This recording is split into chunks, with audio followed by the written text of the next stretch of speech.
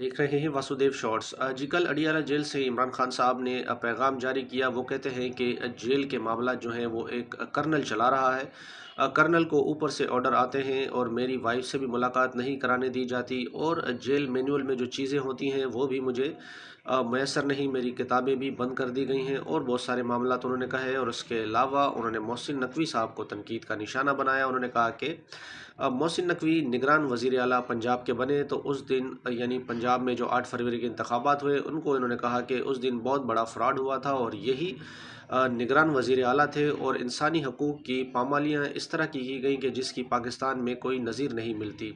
और ये शख्स आज भी वज़ीर दाखिला है। तो आज मुल्क में अमन و अमान के और सिक्योरिटी के मामलात आप देख लें। इसने जिस शोबे में हाथ डाला उसमें ये नाकाम हुआ है। और उसके अलावा उन्होंने कहा कि मोहसिन नकवी अपना आइडियल आसिफ अली जरदारी को मानता है। तो आप ये अंदाज़ा लगाएं कि यह वही आसिफ अली जरदारी हैं जिनके मिस्टर 10% के किस्से पूरी दुनिया में मशहूर हैं। तो जिस शख्स का आइडियल जो है वो आसिफ अली जरदारी हो, तो फिर उस शख्स की कारकर्दगी आप अंदाज़ा लगा सकते हैं कि किस तरह की होगी। ऐसा कहना था साबिक वज़ीर आज़म और बानी PTI इमरान खान साहब का।